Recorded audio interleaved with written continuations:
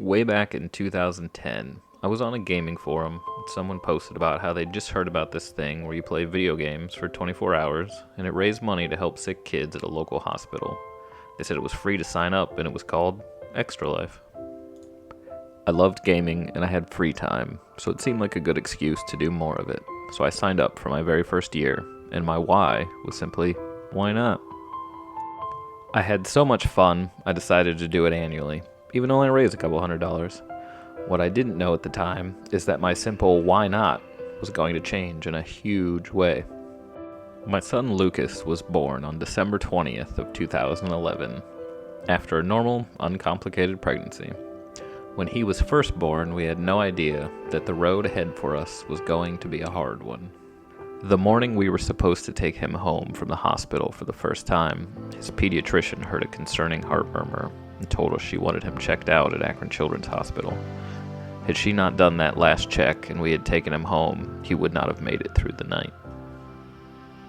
After a long day of tests and observation, the doctors sat us down in a small room. The first thing they did was put a box of tissues on a small table, and that was our first sign that something serious was ahead. They explained that he was born with a congenital heart defect called total anomalous pulmonary venous return.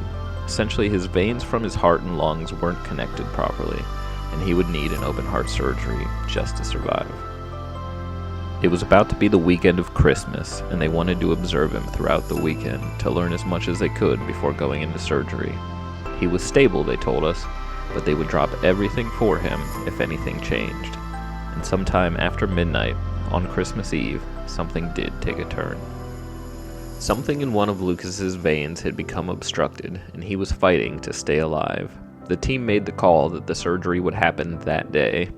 Well before the sun came up on a day most people spend with their family, an entire team of doctors, nurses, surgeons, and more came in to spend the day helping our family. Before they took him to surgery, they told us his situation had become critical, and the chance that he made it through the surgery had dropped drastically. They said at best he had a 50% chance of surviving the day, but they were going to do everything they could to save him, and with that, they took him to surgery. A couple hours in, and a nurse who would be our liaison for the procedure came out and gave us our first good news we'd heard, which was that they had successfully transferred him to the heart and lung machine, an important step and often one of the most difficult. From that moment, the news we got became more and more positive as things progressed, and Lucas made it through that first surgery.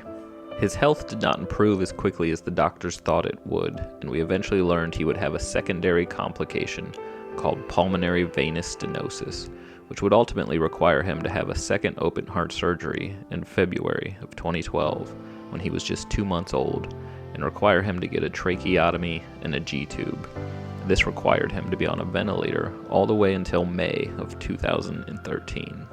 In April 2012, after 110 days in the pediatric ICU, Lucas was able to go home because of the love and care we received while we were at Akron Children's Hospital.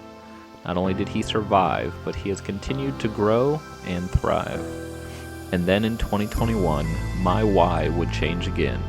But this time, the change was it became our why, because for the first year, Lucas joined me during game day and helped me raise funds for the same hospital that saved his life, the hospital that changed my simple why not so immensely. We are in it together now, and this is our why. Please donate to Extra Life.